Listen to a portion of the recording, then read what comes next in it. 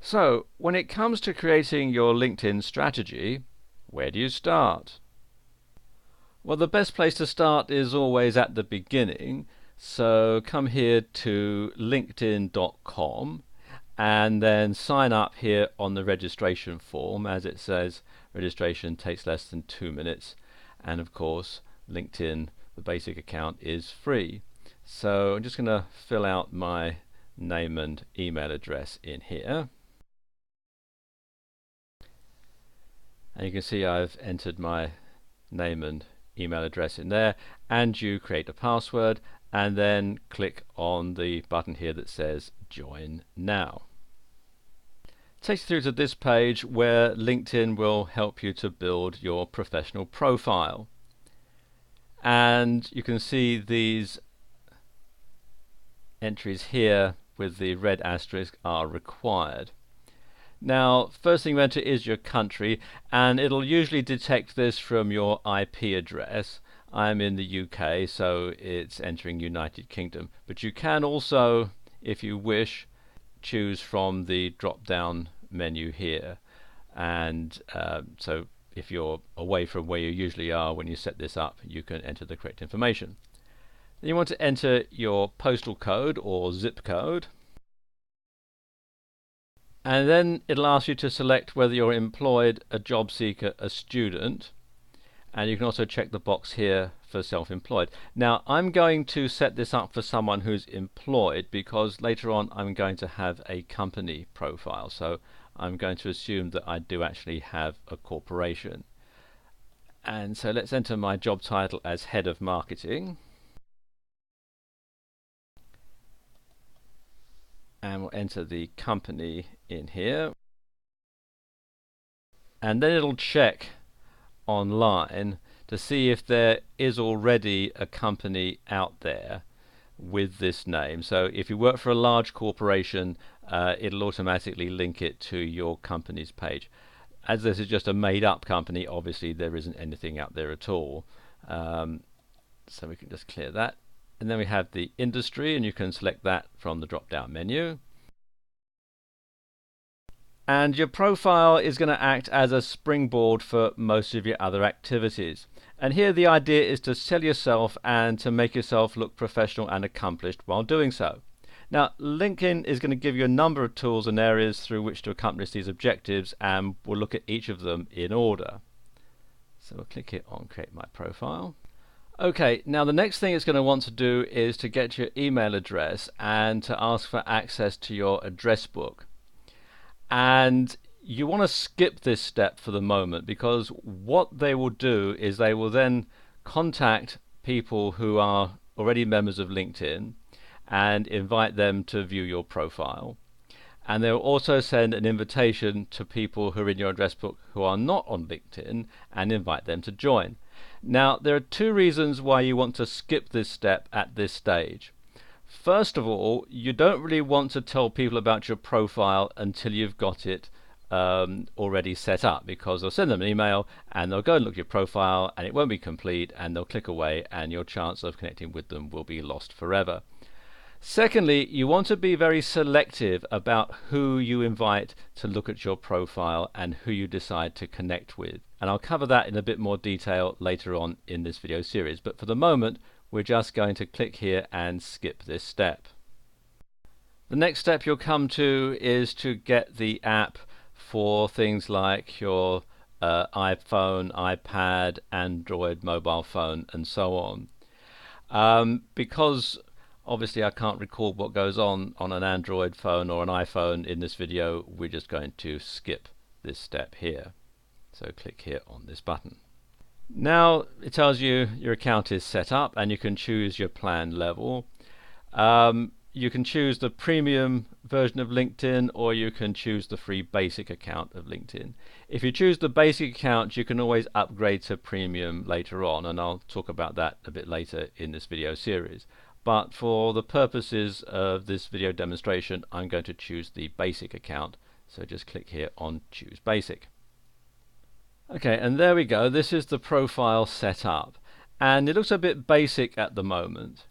And they do have ways that you can talk you through adding things like what school you went to and that sort of thing. But what I'm going to do here in this video is I'm going to show you a different way of doing it, which can get much better results than just the plain standard way of setting up a LinkedIn profile. Okay, the first thing that you're going to want to change is your headline, and that is this bit here.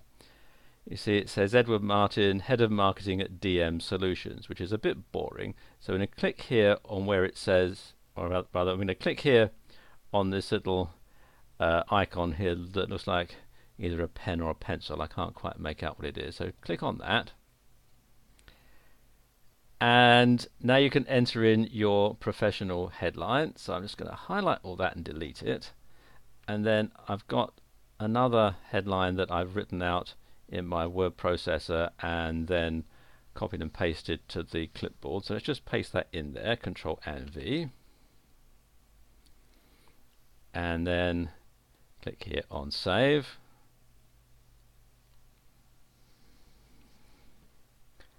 And there you go. It's telling anybody who comes to my profile a lot more than just my job title and company. You can see it says Internet Marketer, Digital Entrepreneur and Business Consultant, helping businesses to connect with customers and clients.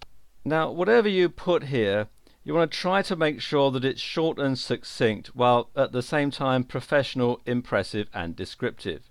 Now, the idea is to make yourself sound like someone that people would want to work with if they're in your field.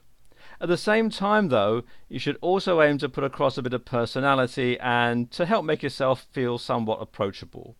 Now, this doesn't mean that you should try to be funny or quirky in your headline, and this can come across as desperate and may actually undermine your ability to appear professional, so you'd want to avoid that. But, think about it this way. What you're trying to do is you're trying to sum up your professional persona in a single line. And this means that you want to encompass what you do for a living, your mission statement, your goals, your history, as much as you possibly can, but within a bite-sized form.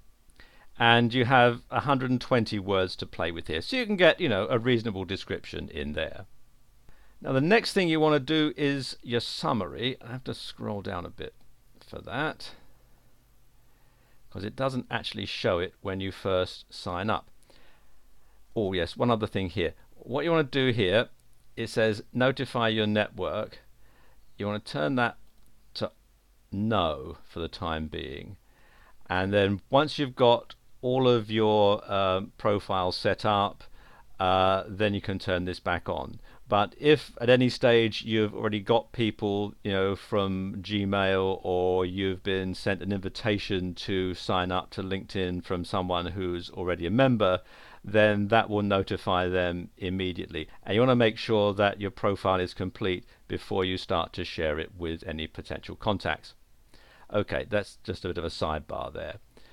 Okay, what you want to do here is click where it says View More, and then click here where it says Add Summary. And it opens up a window like this. And don't spend too much time trying to cram everything into your summary though, as that's what your profile summary is for. This is the next field that you can use to enter your details into, that you can use to attract potential business partners and clients.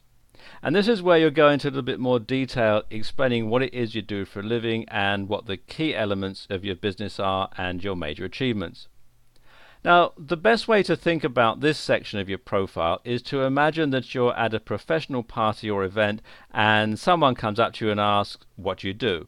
Now, your job is to answer that question in about a paragraph or maybe two, while at the same time selling yourself. Unlike at a party though, you don't need to worry too much about boring the other person when you're writing your LinkedIn profile.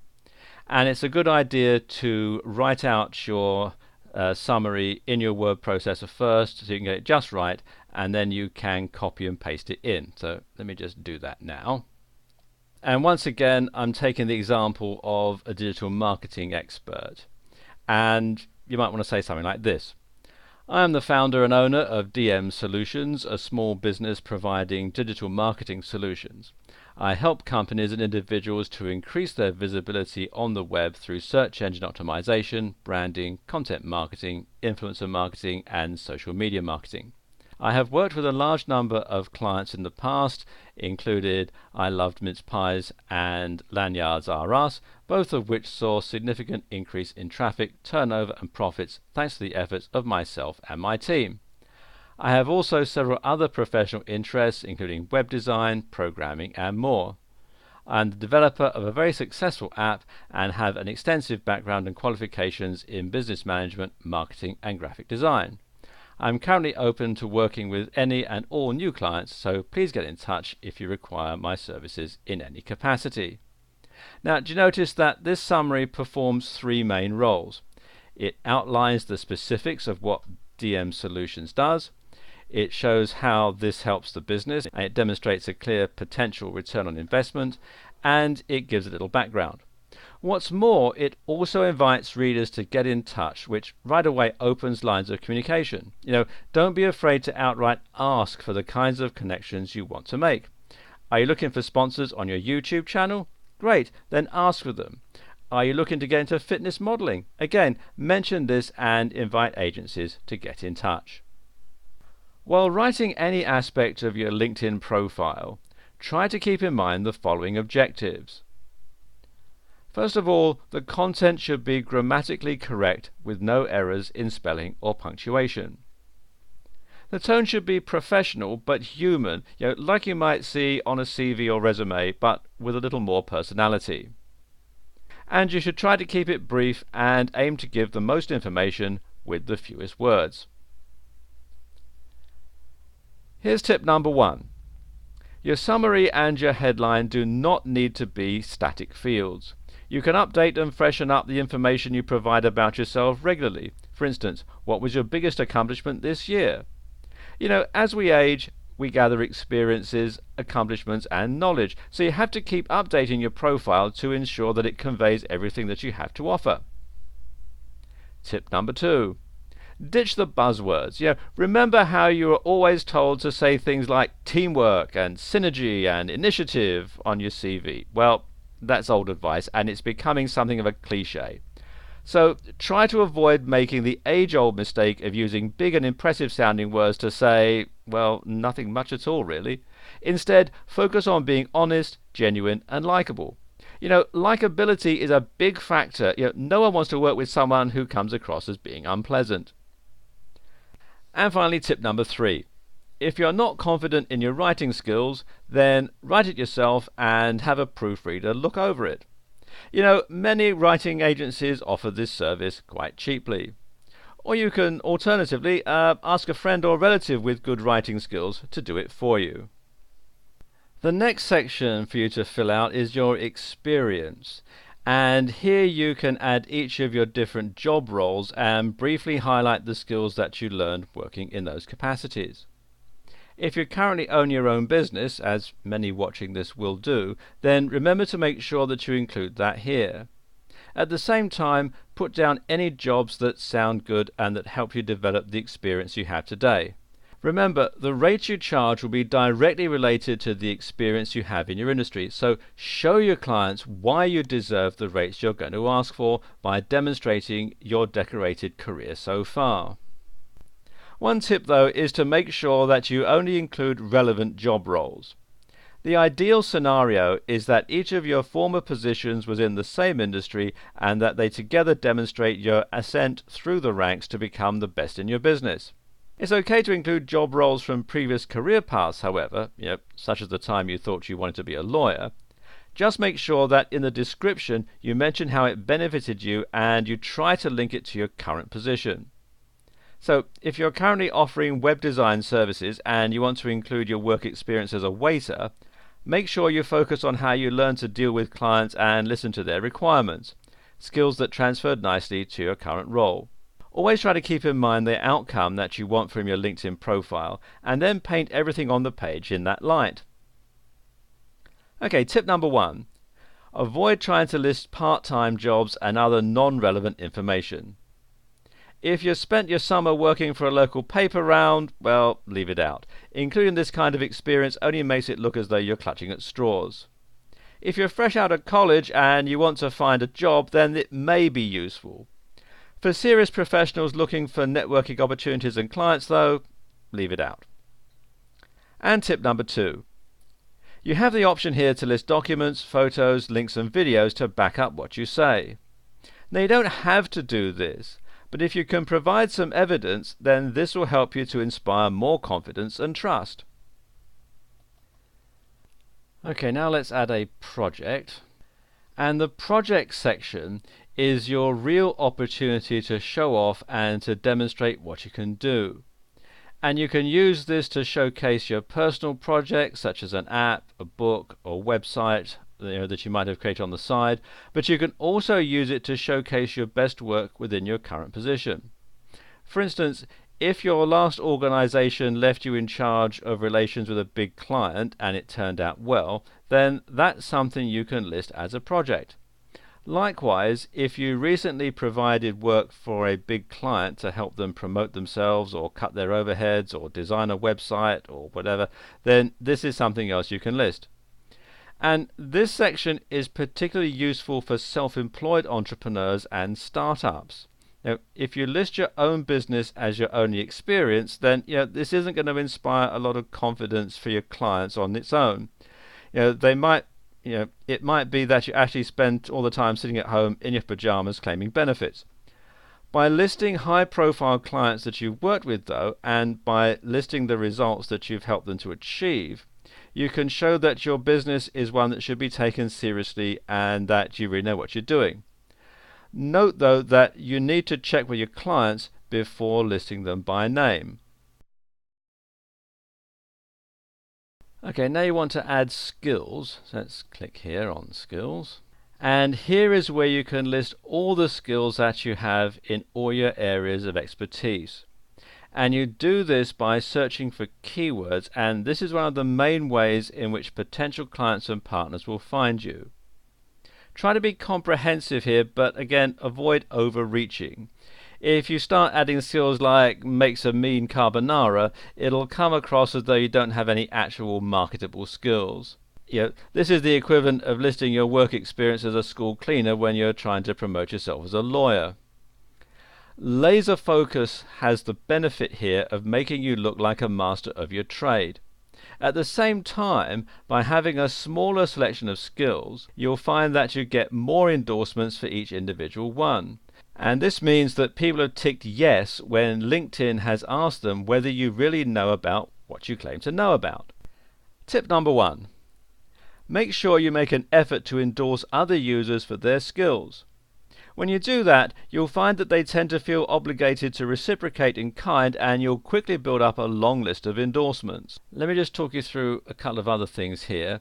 The education section is where you're going to list your qualifications, and here you can add any college, university, high school and extracurricular education, as well as any courses you've completed. Again, you also have the option to add documents, photos and videos as evidence that you really do have the qualifications that you say you have.